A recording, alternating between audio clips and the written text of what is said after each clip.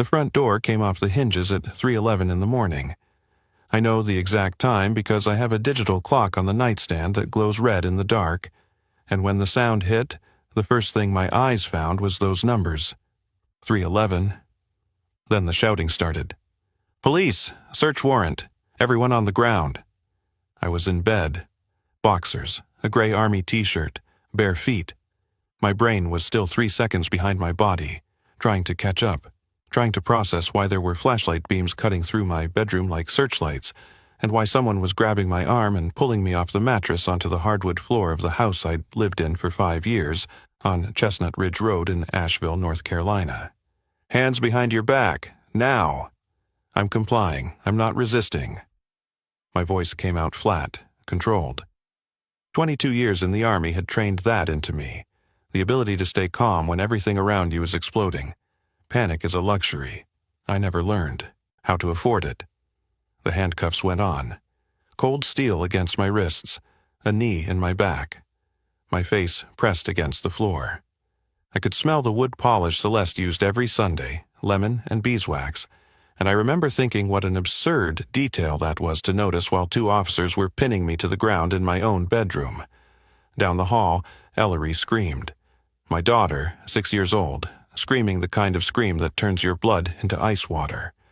The scream of a child who has been ripped out of sleep by the sound of her father's door being kicked in. "There's a child in the house," I shouted. "She's 6 years old. She's in the room at the end of the hall. Do not point a weapon near that room. Do you hear me?" "Sir, stop talking." "I will stop talking when you confirm that my daughter is safe." An officer appeared in the doorway. "Child is secure. Female in the room with her. Older male teenager in the adjacent room, also secure.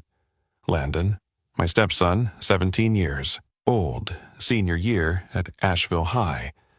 The kid, who had lost his biological father when he was 5, and had spent the last 10 years slowly, cautiously, learning to trust me.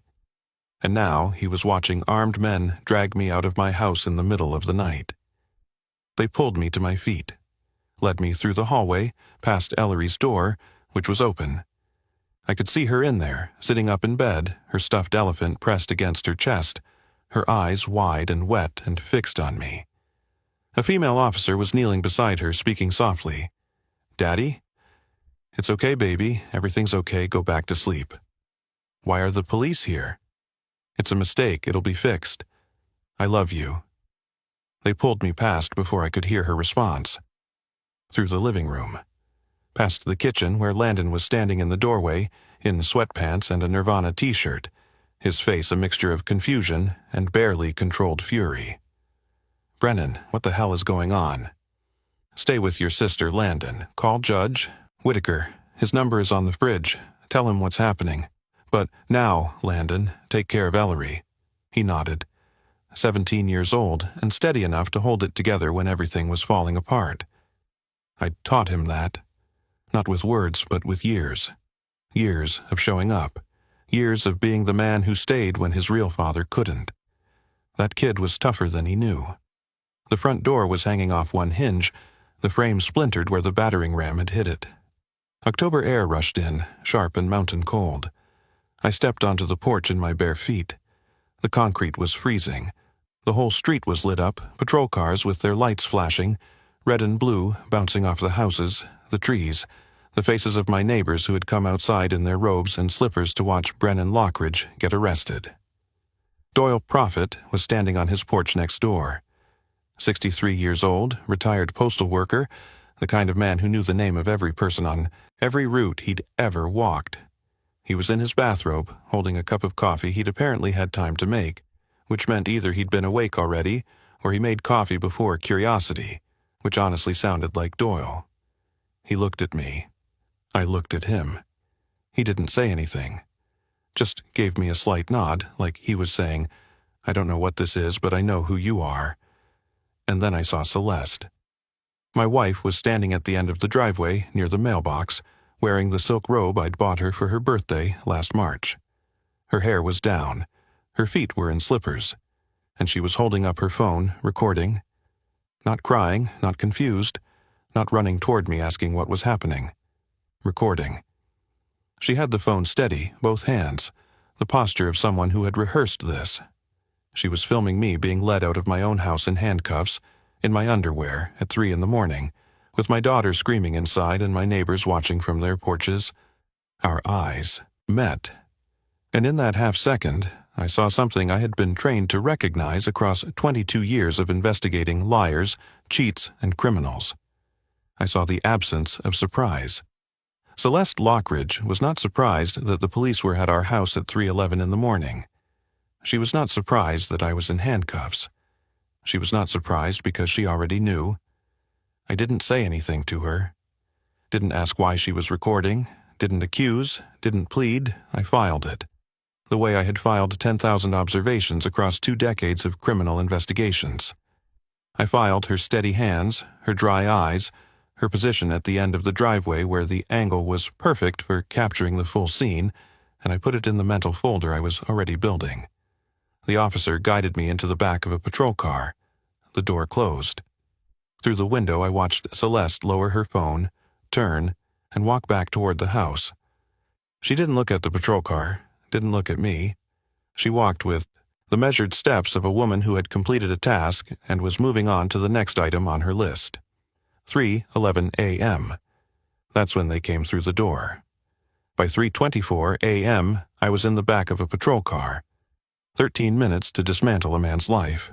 But they had miscalculated. They had miscalculated badly. The ride to the Buncombe County Sheriff's Office took 14 minutes. I spent them in silence, watching the dark streets of Asheville roll past, running scenarios in my head. Someone had filed charges against me. Someone had provided evidence. The warrant was specific enough for a pre-dawn raid, which meant a judge had signed off, which meant the evidence package was convincing. This wasn't a noise complaint or a domestic disturbance call. This was planned, coordinated, professional. And my wife had been standing in the driveway with her phone ready. The station was fluorescent bright and quiet the way police stations are at 4 in the morning. A few officers at their desks, the hum of bad lighting. A drunk arguing with the booking clerk about the location of his car keys. They led me to a processing area, removed the handcuffs long enough to take my fingerprints and photograph. Then cuffed me again and put me in an interview room. Beige walls, metal table, 2 chairs, a camera mounted in the corner with a red light that meant it was recording. I'd been in rooms exactly like this one 1,000 times, but always on the other side of the table. A young officer brought me a cup of water in a paper cup. He set it down without making eye contact, like I was contagious. "What are the charges?" I asked. He glanced at his clipboard. Fraud, money laundering, conspiracy to commit wire fraud. "I'd like to speak to my attorney. Someone will be in shortly." He left. The door locked behind him. I sat in the plastic chair and drank the water and waited. The clock on the wall said 3:47 a.m. Through the small window in the door, I could see officers moving around the bullpen, glancing toward my room, talking in low voices. One of them was on the phone, nodding rapidly, his face cycling through expressions I recognized from my years in interrogation rooms. Confusion, then surprise, then the particular tightening around the eyes that meant someone had just realized they were in deeper water than they thought. Something was happening. Something had changed. At 4:12 a.m., the door opened. The man who walked in was not who I expected. He wasn't a patrol officer or an assistant DA or a public defender. He was a detective. Mid-50s, heavy-set, with the weathered face of a man who had spent nearly 3 decades dealing with the worst of what people do to each other, and had somehow maintained a core of decency beneath the exhaustion. His badge said Parnell. His eyes said I need answers. He was carrying a folder. He sat down across from me, opened it, and started reading. I watched his face. I had spent 22 years reading faces, and Detective Clyde, Parnell's face was telling a very interesting story. First line of the file, his eyebrows lifted slightly. Professional interest. Second line, the reading stopped. His eyes went still. Then they moved back to the beginning of the line and read it again. He looked up at me, looked back down at the file, looked at me again. Then he did something I had seen 1,000 times in my career, but never from the other side of the table. He stood up, straightened his back, and his entire demeanor shifted, the way a soldier's does when he realizes he's been addressing a superior officer in the wrong tone. "Remove the cuffs," he said to the officer standing by the door. "Sir?" I said, "Remove the handcuffs, now." The officer hesitated for exactly 1 second, then stepped forward and unlocked my cuffs. I rubbed my wrists. The skin was red where the metal had pressed in during the ride.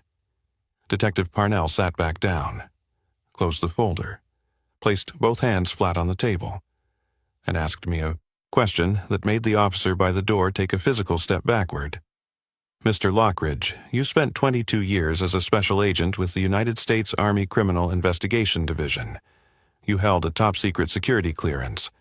You received 2 Army Commendation Medals for breaking open fraud and corruption cases involving senior military officials." He paused. "So, I need to ask you something, and I need you to be straight with me. Did someone just try to frame you?" The room went very quiet. The officer by the door was staring at me like I had just transformed into a different person, which in a sense I had. 30 minutes ago, I was a fraud suspect in handcuffs. Now, I was a former federal law enforcement officer with a classified file, and 2 decades of experience investigating exactly the kind of crime I'd been accused of. "Yes, Detective, someone did." "Do you know who?" "I have a strong suspicion." "Would you like to share it?" I looked at him, measured him.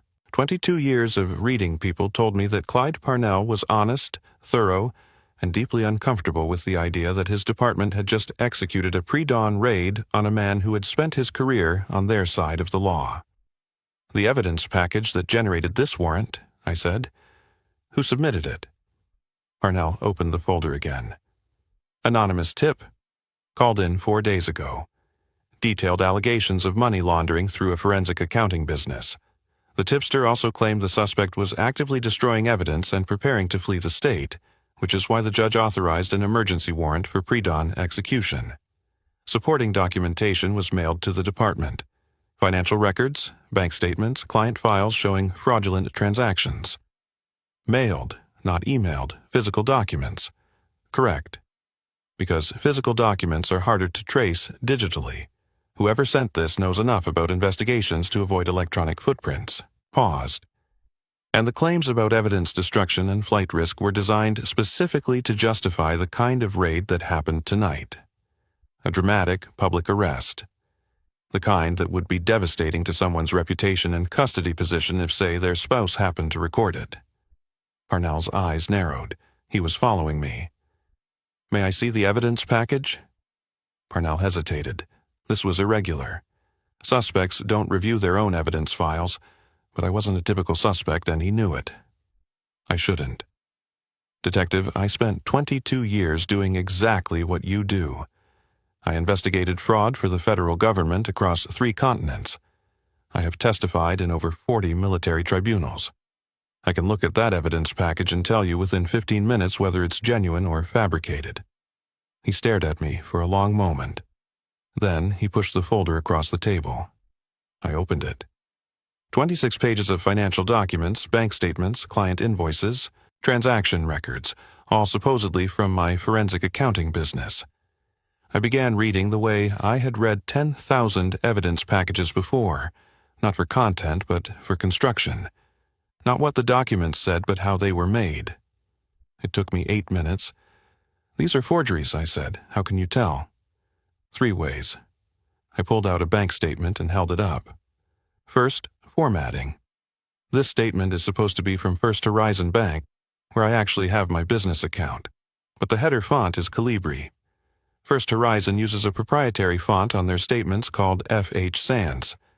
It's a small detail, most people wouldn't notice. I noticed because I've analyzed over 300 forged bank documents in my career. I pulled out another page. Second, dates. This transaction record shows a wire transfer on March 7th, 2024, a Saturday. Wire transfers don't process on weekends. Whoever created this document didn't check a calendar. I pulled out a third document.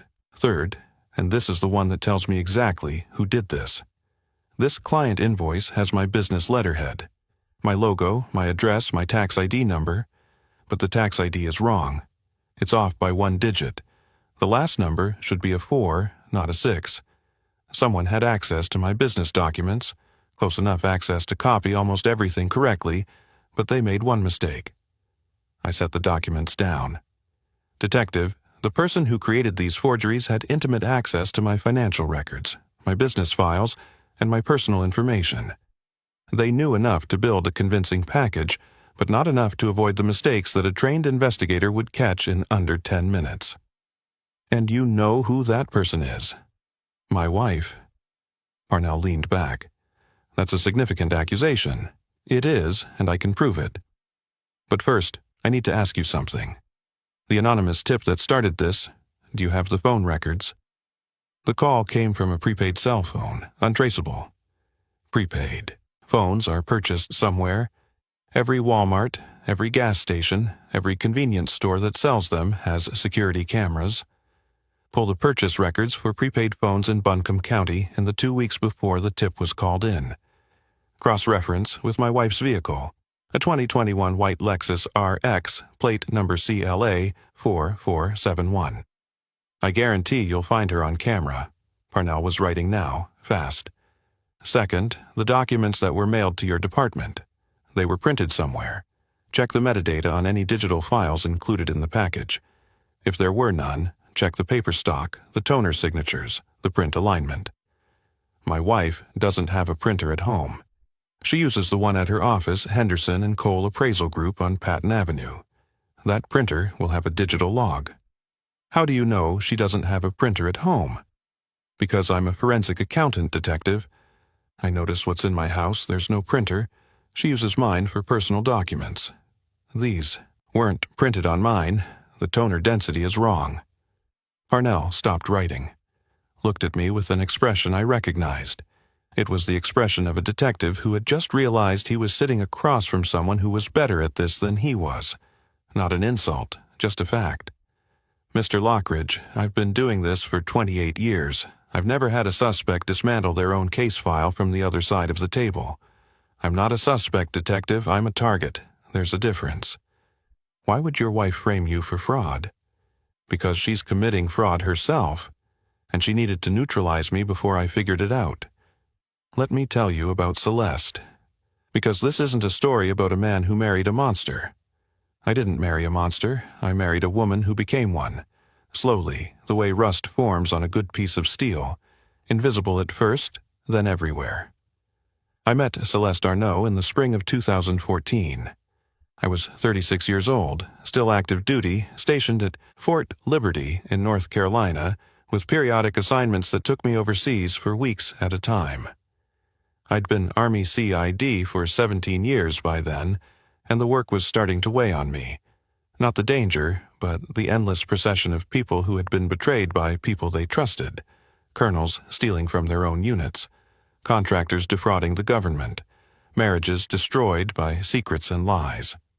I spent my days swimming in the worst of human nature, and by 2014, I was looking for something that reminded me that people could be good. Celeste was a widow. Her first husband, Gavin Arnault, had died in a car accident in 2012, leaving her with a 5-year-old son and a life insurance policy that covered the mortgage, but not much else. She was rebuilding, working as an appraiser, learning the business, trying to give Landon a stable life. When I met her at a fundraiser for the local Veterans Association in Asheville, she seemed like the strongest person in the room.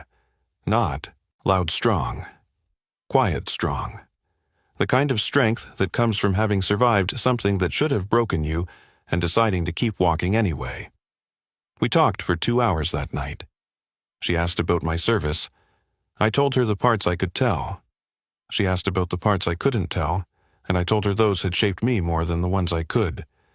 She told me about Gavin, about the phone call from the highway patrol, about explaining death to a 5-year-old, about sleeping alone in a house that still smelled like her husband's cologne. I kept seeing her whenever I was stateside. Long weekends in Asheville, phone calls from overseas, the kind of slow-build relationship that military life forces on you. By 2016, I knew two things. I wanted to marry this woman, and I wanted to leave the Army to do it. 22 years was enough.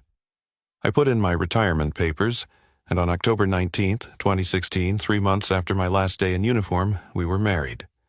Small ceremony, backyard of the house on Chestnut Ridge, Landon as the ring bearer, Doyle Prophet and his wife as witnesses.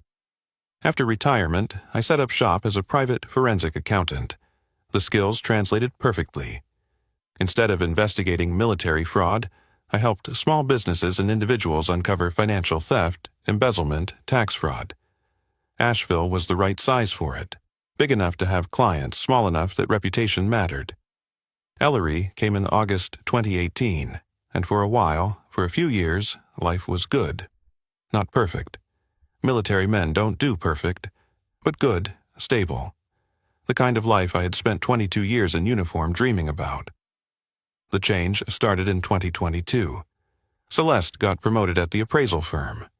More responsibility, more clients, more late nights. I didn't question it. I understood demanding work. I had spent 2 decades doing work that demanded everything, including the parts of yourself you didn't want to give. But then the details started accumulating, the way they always do.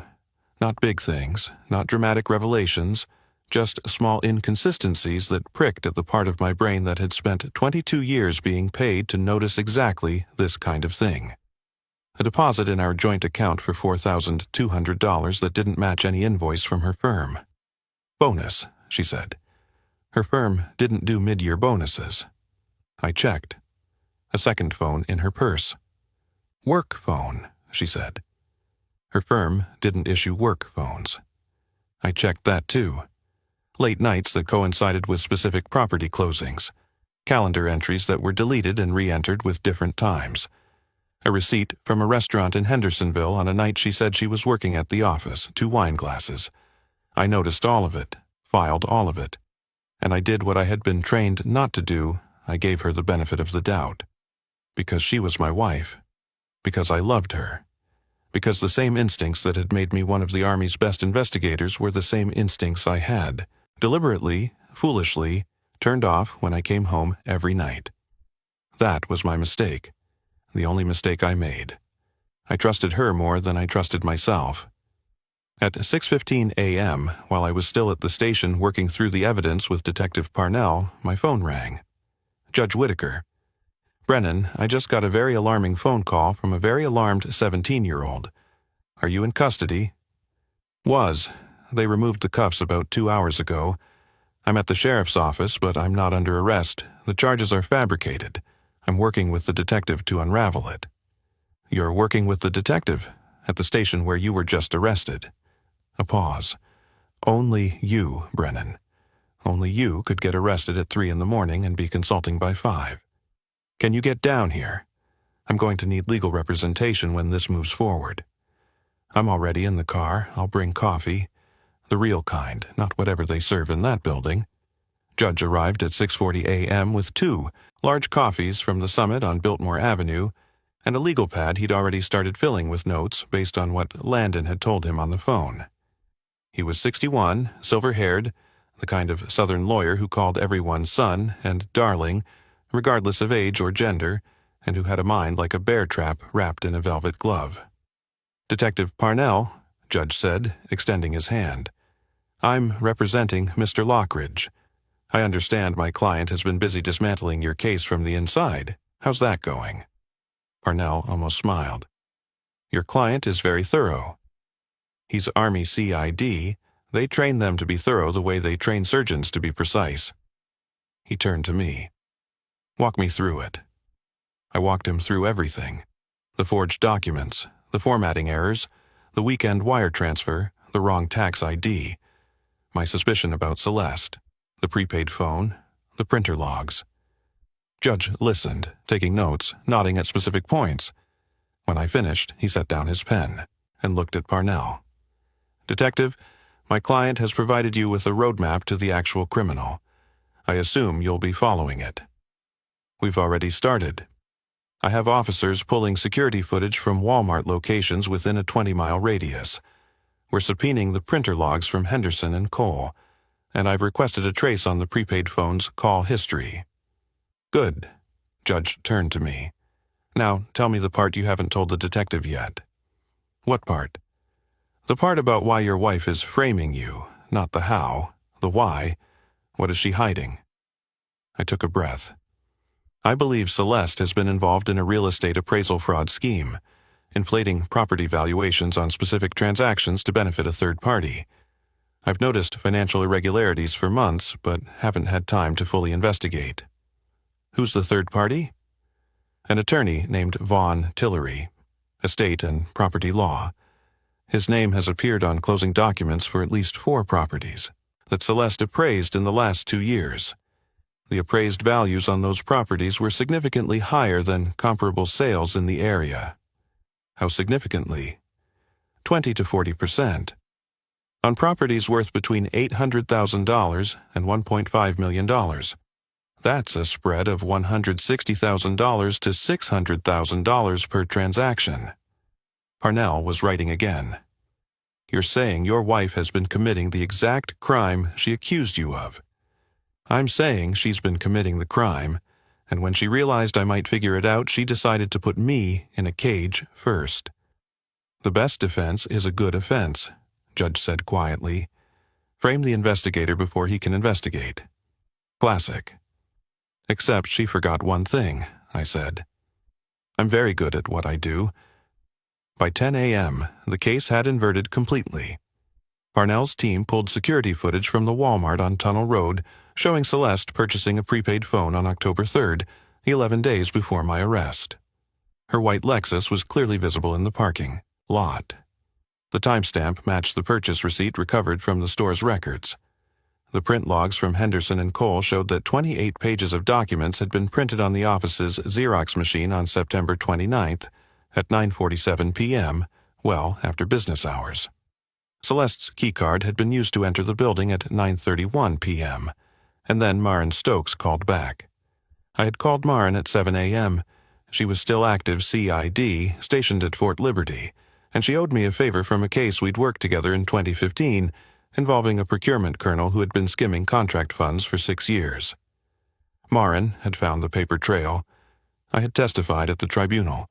The colonel got 12 years. Maren said she'd owe me for the rest of her career. I told her I'd never collect. I was wrong.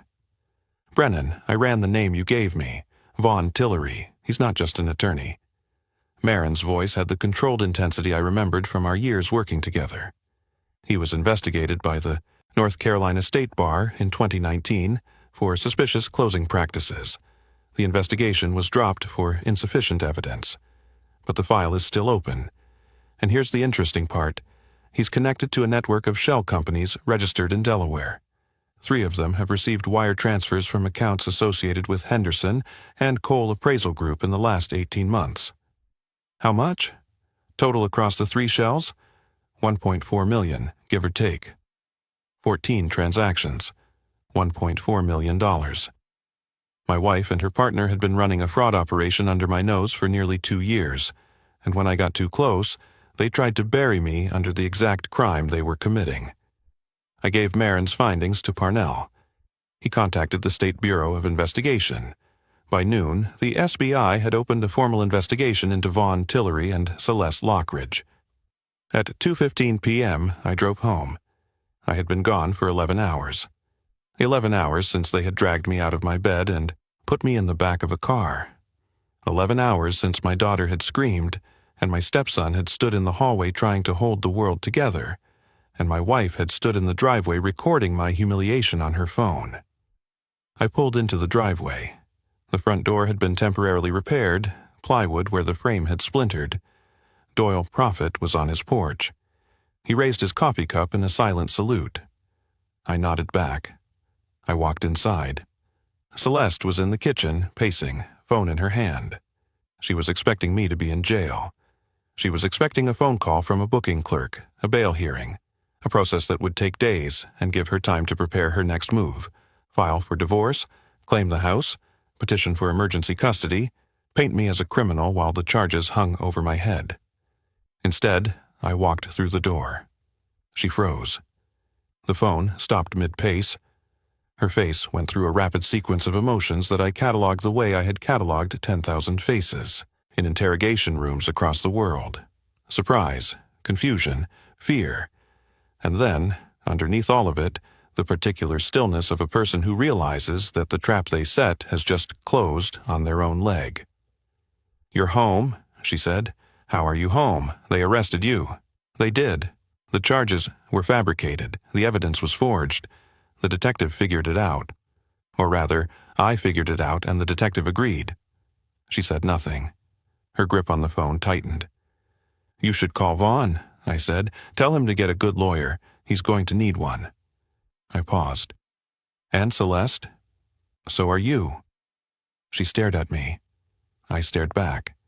8 years of marriage. 8 years of shared meals and shared beds and shared silences, and a daughter sleeping down the hall who had my eyes and her mother's stubbornness. 8 years, and I was looking at a stranger. "Brennan, I don't know what you think." "Don't." I held up my hand. "I spent 22 years listening to people lie to me. Soldiers, contractors, generals, criminals in 4 countries and 3 languages. I have heard every kind of lie there is, and I can see every one of them on your face right now." She sat down, not because she chose to, but because her legs gave out. She sat at the kitchen table, the same table where we had eaten breakfast that morning, where Ellery had spilled orange juice and laughed about it, where Landon had complained about his calculus homework, and she put her face in her hands. "How much do they know?" she whispered. "Everything. The shell companies, the inflated appraisals, the $1.4 million, Vaughn's state bar investigation, the Walmart footage, the printer logs, all of it." I was going to stop. We were going to stop after the next. There's always a next one, Celeste. That's how fraud works. You don't stop because you can't stop because every transaction creates evidence that the next transaction is supposed to bury. I've been explaining this to criminals for 22 years. I never thought I'd be explaining it to my wife. She looked up. Tears now. Real ones. Not the performed grief of the driveway. What happens now?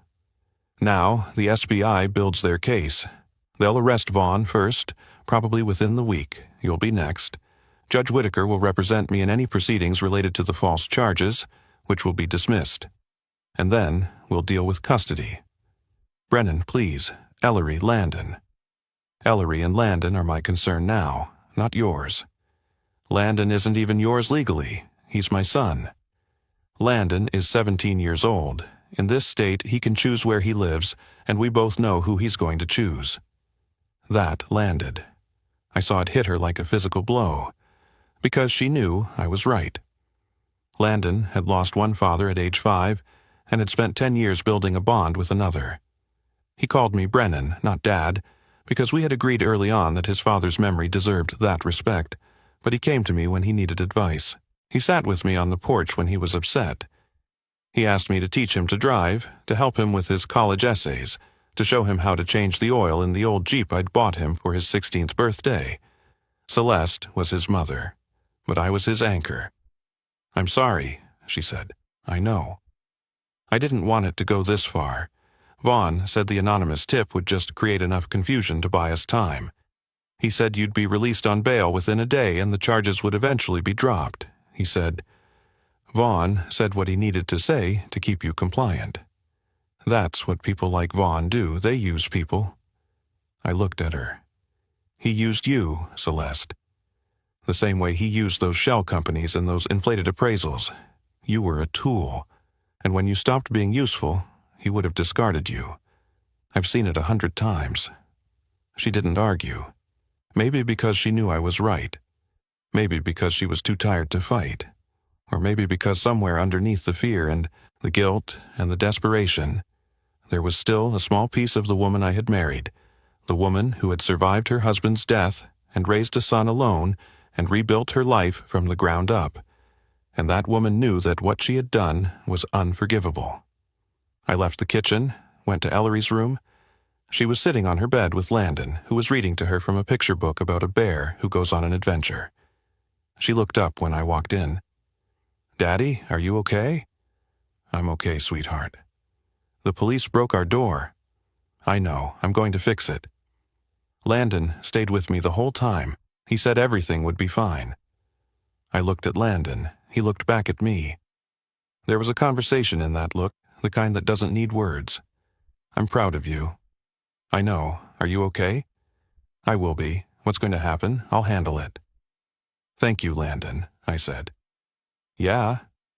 He closed the book. Brennan, can I talk to you later, alone? Of course. That conversation happened on the porch that evening, after Ellery was in bed. October air, mountain dark, the sound of crickets and the distant hum of I-26 through the valley. She did this, Landon said. It wasn't a question. Yes. She tried to put you in prison. Yes. He was quiet for a long time. 17 years old, processing the fact that his mother had tried to destroy the closest thing he had to a father. That's a weight no teenager should have to carry. But Landon carried things. He'd been carrying things since he was 5 years old, and his mother told him Daddy isn't coming home. If you have to go somewhere, like if there's a custody thing and she tries to take me, I want to stay with you.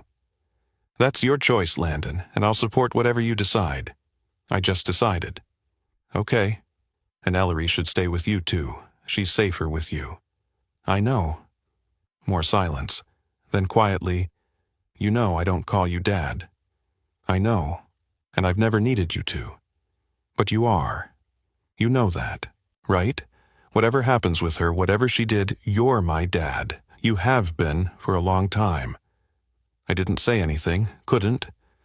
Something was happening in my chest. Something that 22 years of military discipline hadn't prepared me for.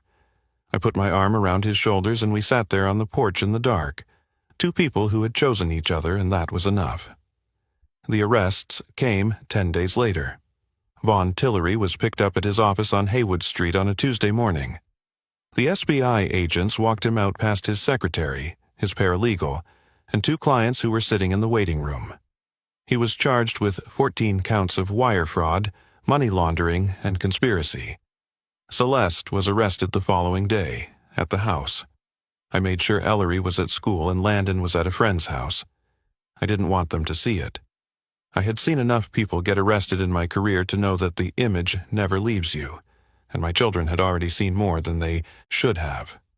She went quietly, didn't resist, didn't cry, just held out her wrists and let the officer put the cuffs on. She looked at me, standing in the hallway, and said, "Take care of them." I will. Both of them. I always have. The trials took 8 months. Vaughn Tillery fought every charge with a team of attorneys who billed more per hour than most people make in a day. The evidence was overwhelming. The shell companies, the inflated appraisals, the wire transfers, the $1.4 million in fraudulent proceeds, 7 years federal prison. Celeste pleaded guilty. Her attorney negotiated a deal in exchange for full cooperation and testimony against Vaughn. 4 years federal prison. She'd be in her late 40s when she got out. Ellery would be 10. Landon would be 21. The false charges against me were formally dismissed 3 weeks after Celeste's arrest. Detective Parnell called me personally. "Mr. Lockridge, I owe you an apology. My department raided your home, based on fabricated evidence, and I'm sorry. You followed procedure, Detective. You got a warrant based on what appeared to be credible evidence, and you executed it. The failure wasn't yours. The failure was that someone who knew me well enough to build a convincing frame didn't know me well enough to know it would never work. For what it's worth, you're the most impressive person I've ever arrested. I'd prefer not to make it a regular occurrence." He laughed. First time I'd heard him laugh. Fair enough. Custody was straightforward. Celeste, facing federal prison, couldn't contest. I was awarded full custody of Ellery. Landon, at 17, filed a declaration stating his preference to remain in my care. The court granted it. He turns 18 next month in May, and after that the legal question becomes moot anyway. He's staying because he wants to, not because a court told him to. 6 months have passed since that night. It's April 2025 now. The door is fixed. Not the plywood patch from that first morning. A proper door, a solid oak, with a deadbolt that I installed myself. Doyle Prophet watched me install it from his porch, offered unsolicited advice about hinge placement, and brought over a six-pack when I was done. "Looks good," he said. "Thanks, Doyle." "Brennan?" "Yeah?" "That morning, when they brought you out in handcuffs, I knew it wasn't right. I've lived next to you for 5 years. I've watched you mow your lawn, fix your gutters, teach that boy to drive in the cul-de-sac, carry your daughter on your shoulders to the mailbox. I know who you are. I appreciate that. And I knew about her." He took a sip of his beer. "I'm a retired postal worker, Brennan. I know who gets mail at every house on this street. Your wife was getting letters from a law firm on Haywood Street, 3 or 4 a month, for over a year. I didn't say anything because it wasn't my business, but I knew something wasn't right. You're a good neighbor, Doyle. I try. Landon is finishing his senior year. He got accepted to UNC Asheville, wants to study criminal justice. I told him he was out of his mind. He told me he wanted to be like me. I told him to be better than me. He said he'd try. Ellery is in first grade. She drew a picture last week of our family. Me, Landon, herself, and our dog, a beagle named Colonel that I got from the shelter in January because the house felt too quiet without someone making noise. Celeste was not in the picture. When her teacher asked about it, Ellery said, "My mommy is away, but my daddy and my brother are here, and Colonel. I visit Celeste once a month. I bring photos of the kids, updates on school, Landon's acceptance letter. I do this not for her sake, but for theirs. Because someday Ellery will be old enough to ask questions, and I want to be able to say, I didn't cut her mother out of her life. I let her make that choice herself when she's ready." Celeste cried when she saw Landon's acceptance letter. "He's going to be amazing," she said. "He already is. Because of you. Because of himself." She looked at me through the glass. "I destroyed us, didn't I?" "Yes." "Was there ever a moment when you didn't see it? When you believed I was just your wife and nothing was wrong?" I thought about it. Really thought about it. There were years when I believed that, the early years, before the deposits and the second phone and the late nights. There were years when I came home, and the house smelled like dinner, and Ellery was laughing and Landon was arguing about homework, and you were standing in the kitchen with a glass of wine, and I thought, this is it. This is what I served 22 years for. This is what I earned. And now? Now I know that what I earned, I still have. It's in the other room doing homework. It's in the backyard throwing a ball for a beagle named Colonel. It's in a house on Chestnut Ridge Road with a brand new front door and a neighbor who brings beer and unsolicited advice. She almost smiled. "You always were the strongest person I knew." "I'm not strong, Celeste. I'm trained. There's a difference. I'm sitting on my porch right now. The same porch where Landon told me he was my son. The Blue Ridge Mountains are turning green again after a long winter. Colonel is asleep at my feet. Inside, I can hear Landon helping Ellery with her reading homework, sounding out words, being patient the way I taught him to be patient, the way the Army taught me, the way life teaches everyone eventually if they're willing to learn. The police broke down my door at 3:11 in the morning. My wife stood in the driveway and filmed it. She tried to put me in prison for a crime she committed. She tried to take my children, my home, my freedom, my name. She failed. Not because I'm smarter than her. Not because I'm tougher or luckier or more powerful. She failed because I spent 22 years learning one thing: the truth is patient. It doesn't need to shout. It doesn't need to rush. It just needs someone who knows how to find it and refuses to stop looking.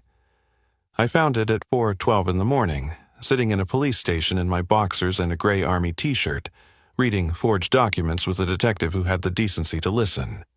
And the truth set me free. Just like it always does. Now, I want to ask you something. What would you do if the person you trusted most in the world called the police on you at 3 in the morning? If you were dragged out of your bed in handcuffs while your child screamed and your neighbors watched? Would you panic? Would you rage? Would you break down? Or would you stay calm, sit in that chair, wait for the file to open, and let the truth do what the truth does? And here's the deeper question. Have you ever been falsely accused of something? Has someone ever tried to destroy your reputation, your family, your life with a lie? And did the truth come out? Or are you still waiting? Drop your answer in the comments. I read every single one. If this story reached you, hit that like button. Share it with someone who needs to hear it today, especially someone who's been accused of something they didn't do and is wondering if the truth still matters. It does. I promise you. It matters more than anything. Comment your thoughts below and subscribe to the channel so you never miss another story. I'll see you in the next one.